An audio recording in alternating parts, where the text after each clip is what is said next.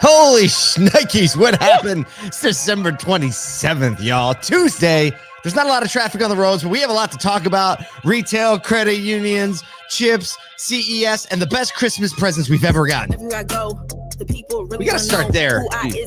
Because in true form, Kyle, you and I got matching Christmas presents that may top, they met probably on my top 10 all-time list. It's unbelievable. These are the greatest. These are the greatest. Yeah, I'll hold up the one side. So our team got us these. Going with? I'm going to hold up the word side. You hold up the picture side. So there we go. Kyle's is a picture. The front of it says, you can't see because my autofocus, but it says, I was in automotive news. And on the back of it is the picture. Let's see if you got it. You got it. On the back of it is the picture of Eugene Fields, the new president of NAMAD, and flanking him to the left and the right are the back three-quarter profile of Kyle and myself. And so at the front of it, I was on automotive news. I'm going to keep this mug. My knee was in automotive news last year. Go. So you were in automotive news twice. I should your knee, marker draw that. The back of your head. Next year, you're going to get your elbow in. It's going to be nuts. Now, let's give you a little peek into the mind of ASOTU World Automotive News. If we were you, we would make these mugs that say I was in automotive news, and then on the back, every time someone's in automotive news, you send them a little graphic, and you be like, do you want to buy this mug that you were in automotive news? That's how we would do that. And if you don't do it, we will. We're going to do it. We're actually going to do it for you. We're going to, everyone that's in automotive news, we're going to make them a mug saying I was from in your friends at ASOTU. Automotive news. Yeah. Everybody knows you were in ASOTU because it's all over the internet. That's the only other point. Well, we hope you had an amazing break. For us, it was definitely an unusual time where we pre-recorded a show or two, and we were just saying we haven't heard that intro music in like 3 or 4 days, 5 days. I don't know. It feels really weird, and I feel distanced. Yeah, but it's good to be back. It is. It feels weird. Like Amanda yesterday, she at like 10 o'clock in the morning, she was like, "Are you okay?" I was like, "What do you mean?" She goes, "You didn't do a pod this morning." I was like, "I know." And it's Monday. And it's even Monday. Actually, yesterday was the first weekday since we started this podcast that we did not run a pod. Is that wild? That's the first truth. Weekday. Because last year we pre-recorded Christmas Eve, which was on a Friday. Yep. Saturday was Christmas, and so by Monday we were back in it. Back and hitting it. Pretty wild. Well, that won't happen again for 7 years, Kyle. but apparently a lot of news kept going on while we were gone. We got like 4 stories today, and there's like 5 that I was like, oh, we could cover that. We could cover that. We could cover that. We just Yeah, but that's all right. It's good that the news keeps happening, but there wasn't anything like crazy or monumental. We did have a blast in Nashville at the Year in Extravaganza. We're going to rerun that show. If you haven't seen it, it was literally, Sarah was like, how do you think it went? I was like, it exceeded my expectations, and that's hard to do. Yeah. That is hard to do, but I mean, if you want to watch just an incredibly fun show, it's under 2 hours, and it's like the Jimmy Fallon show, Tonight Show. We have a live band. We have all these guests. We have a game show that is just outrageous where we get like Liza Borges and Damon Lester, Alex Vetter, Scott Simon's up there. Kyle and I lead a team. It's like win, lose, or draw Pictionary. Michael Cirillo hosts it. And if you want to see the best drawings that you've ever seen in your life, very sarcastically, because like we had a ton of fun and there was entertainment and enjoyment and games. But I had a friend pull me over afterwards that lives in Nashville that's in automotive, and he goes, this is crazy. Like, that was a ton of fun, but I got a ton out of it. Like the actual insights, the conversations that were had, the little fast 5 to 7 minute conversations are actually super insightful and actually lead to real business results. So we mix it all together. My wife was inspired afterwards. My wife, because she was there in the live studio audience with probably about 50 other people. And some of the people in some of those interviews, she was really inspired about the way they care about their folks, like Scott Simons and their mentoring. And like, she was just inspired by it. So we talked about some real information, some real plans, had some real fun, had a really great band, had a real monologue. And you should check it out. The best way to check it out, I don't know, is it up on the website? If you go to YouTube, our YouTube channel. Yeah, if you go actually to the website, scroll down a little bit and hit that, it'll take you to the page where you can rewatch it right on YouTube. Yeah, dog. High-res version. Got a lot of stuff coming up. NADA, ASOTU X events are starting to shape up. But let's talk about news because we've been going on this long enough. Speaking of the news. All right, we'll just stop right there. According how did Christmas go? That's the question, right? According to Mastercard data, retail sales increased by 7.6% during the holiday season from November 1st to Christmas Eve. There are a couple of asterisks, right? So put a pin in that, right? Like sales are up by 7.6%. We know inflation is up too. So like, is it really an increase? But let's break it down a little bit. Clothing sales rose by 4.5%, right? So that's less than pacing inflation, while in-store sales increased by 6.8% and online sales increased by 10%. So more online than in-store. Electronic and jewelry sales actually fell by 5.3 and 5.4% respectively. Wow. Yeah. So less electronics, less jewelry. So here's the kicker. Restaurant spending up by 15.1% over the same time period in 2021. We have a quote and then we'll break it down. The holiday retail season looked different than years past. Steve Sadovi, a senior advisor at Mastercard and former CEO of Saks Incorporated. So he's got something to say about it. Retailers discounted heavily, but consumers diversified their holiday spending to accommodate rising prices and an appetite for experiences and festive gatherings post-pandemic. Yep. No, 100%. I think, the fact that restaurants are up, the fact, because you just think about it, like last year, automotive was all back and ready to go. And like, it wasn't, but from a retail perspective, from just like an overall pandemic feeling, 2021 still had a lot of that going on, right? I mean, I remember, January of this year, there was a heightened COVID awareness. And so like, you just think like that last year, people were still not gathering, still not going out to restaurants like they were in the past. And so this was kind of the first year where I think it was just through and through, everybody was like, let's get together, let's be together. So that experiential nature. Just a couple things. I was reading the news this morning. A lot of people saying, hey, look, all the weather combined couldn't impact our travel. There was still a ton of travel, even though there were a ton of shut down flights over the US. Even I saw a stat where the spending outpaced in the inflation percentage by about 1.5 points. So even though spending is up due to inflation, due to cost of goods, it still outpaced in actual inflation increase by about 1.5 points. So there's just a lot. I just see consumer behavior outside of homes still continuing to drive and have a ton of demand in the market, and a lot of these numbers prove that and prove it toward experience. I have a little bit of a different take on where that's heading. I have my guts telling me this is kind of that last hurrah spending. Just like you're going on a diet next week. What are you doing? I'm eating pizza and cheeseburgers every night this week. But we'll see what happens. So we got a few more retail oriented things. We were in the electronic stores. I got a little anecdotal story. I was in Best Buy. And we were returning some headphones that were broken, right? We exchanged them for a different pair. And my wife was like, you want to go to return these today? And I'm like, oh man, it's going to be a madhouse, right? The day after Christmas is when everybody goes and gets the stuff they actually wanted, right? Return the stuff that they actually got. And it wasn't crazy. We went in Best Buy. We were in and out of the return line in like 3 minutes. Wow. And I've never seen that in my life, right? And so like, this is just kind of, we're going to go out of order in the stories for a second, the way they are in the show notes. But, I also noticed some very, very stark differences in what I saw last year. One of those is the Sonos like speakers, right? The home entertainment speakers.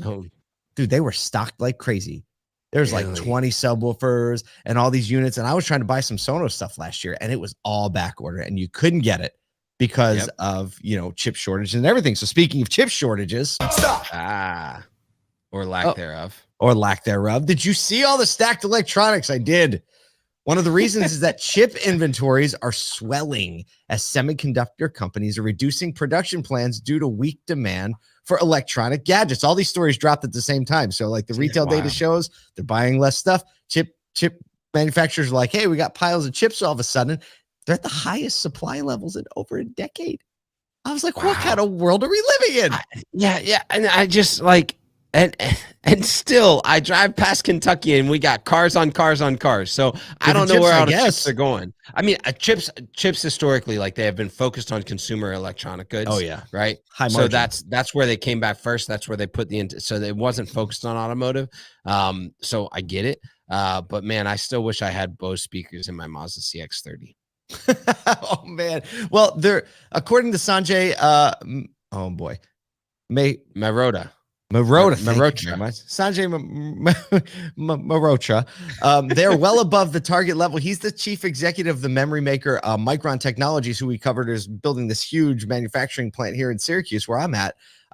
They missed their Wall Street earnings, and he said they're going to be cutting 10% of their workforce. They expect the situation maybe to regulate mid next year, but they have to see where demand goes. So talk about that crazy ebb and flow of microchips. Hopefully they get into the vehicles. The story we have linked up also talks about like NVIDIA and graphics cards and even slow rolling new technology so that they can burn through some of the chip supply they have. So it's crazy to watch things ebb and flow and go back and forth. Speaking of ebbing and flowing, though. Segue time. All right, this is like specifically related to auto in a very real and tangible way.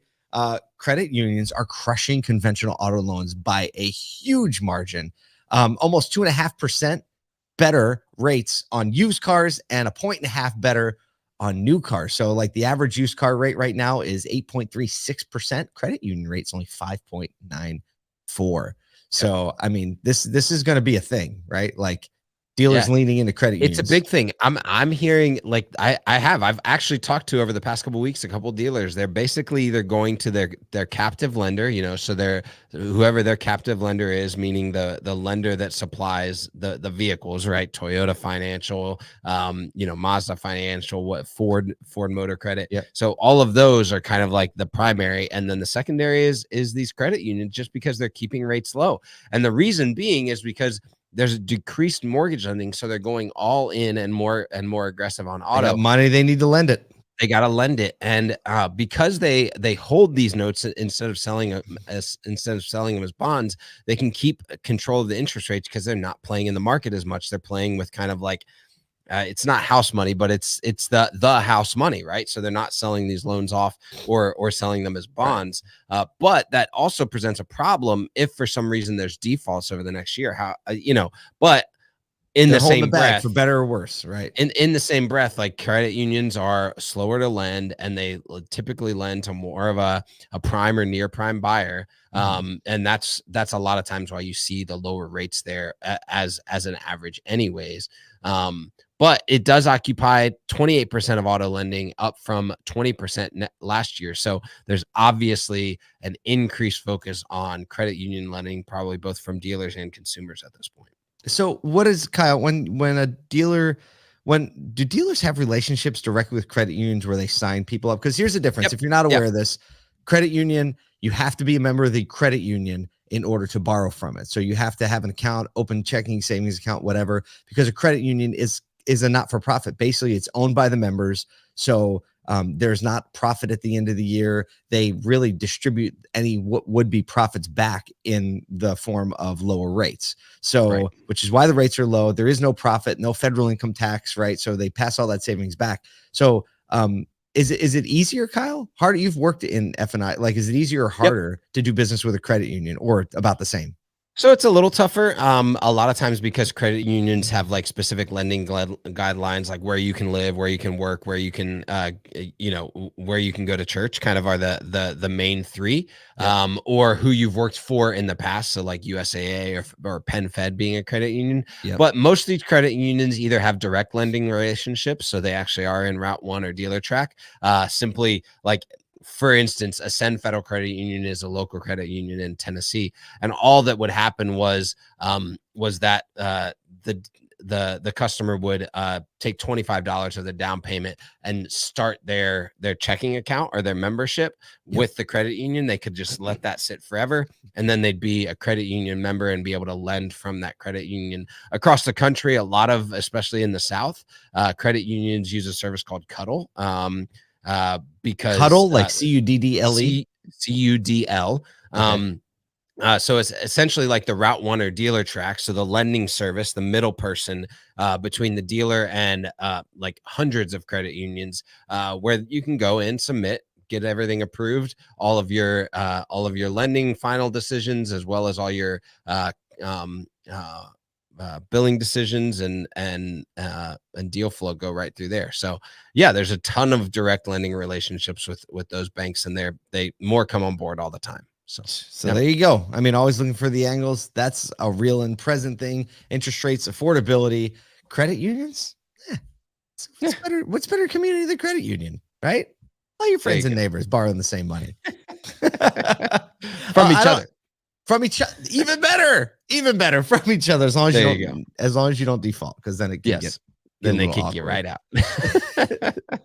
I would say, speaking of getting kicked out, but I would love to.